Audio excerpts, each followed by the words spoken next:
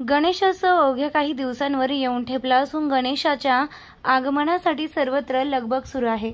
सजावटीपासून ते देखाव्यांची जय्यत तयारी करण्यात धामधूम सुरुवात आहे।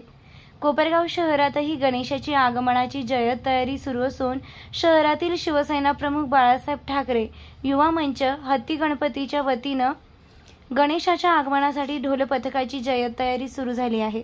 सालाबतप्रमाणे ही जयंती तयारी सुरू असून तरुण तरुणी लहानांपासून ते मोठ्यांमध्ये एकच जल्लोष दिसत आहे। वक्रतुंड महाकाय सूर्यकोटी समप्रभ निर्विघ्नं कुर्वे देवे सर्व कार्येषु सर्वदा।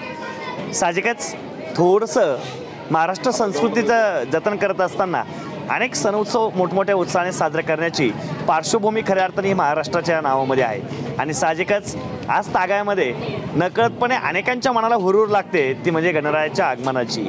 साहजिकच अशाच गणरायाचं आगमन अगदी घराघरातून मोठ्या बंगल्यापर्यंत मला वाटतंय अनेकांच्या मनातून तयार झालेली कल्पना आत्ता मात्र तयार होत असावी की कशा प्रकारचे गणरायाचं आगमन आपल्याला करायचं आहे, कशा प्रकारच्या मूर्तीची प्राणप्रतिष्ठा आपल्याला या ठिकाणी करायचं आहे आणि कशा प्रकारचे सगळे इव्हेंट पार पाडायचे अशी तयारी मात्र सगळीकडे चालू आहे। आता सध्या आपण आहोत म्हणजे कोपरगाव शहरातील शिवसेना प्रमुख बाळासाहेब ठाकरे या मुख्य प्रवेशद्वारावरती आता सध्या आपण आहोत आणि नकळतपणे त्या ठिकाणी असणारा जो पॅसेज आपण आता बघताय किंवा माझ्या शेजारी ढोल पथकाचं नकळतपणे एक छोटंसं पथक माझ्या शेजारी दिसतंय आहे।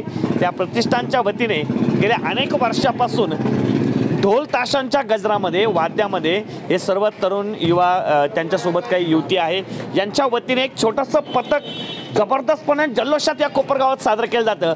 त्यांच्या वाजण्यामध्ये जी ताकद आहे ती ताकदसुद्धा नकळतपणे प्रॅक्टिस सरावाच्या माध्यमातून आता सध्या सुरू आहे। परंतु त्याचे वेगवेगळ्या प्रकारचे इव्हेंट असतात आणि इव्हेंट एकदा मनामध्ये आला का प्रत्यक्षामध्ये ती कल्पना तयार होत असते।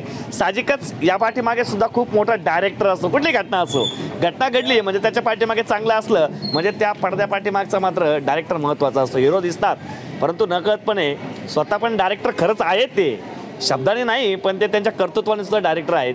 असे कोपरगाव तालुक्यातलं खऱ्या अर्थाने सर्वांना अभिमानाचं आणि सगळ्यांच्या मान उंचवलं असं नेतृत्व आहे भरत भाऊ मोरे।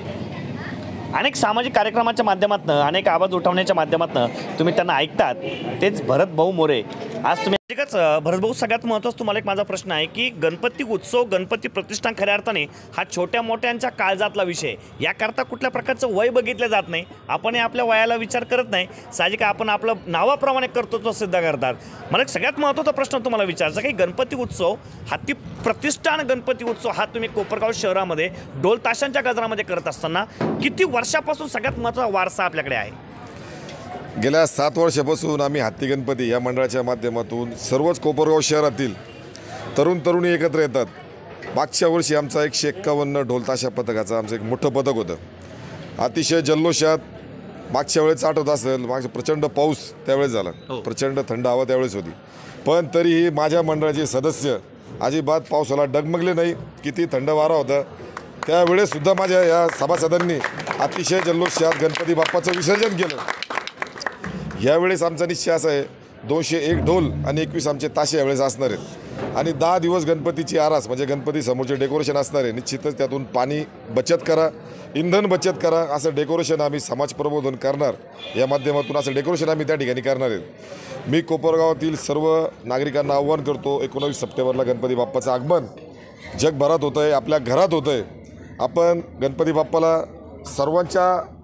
सर्वांच्या मते किंवा सर्वांच्यानुसार आपण मागणी करतो, गणपती बाप्पा आपला पोशिंदा या जगामध्ये, आपला शेतकरी, पावसाअभावी आपल्या महाराष्ट्रात कुठंच पाऊस नाही।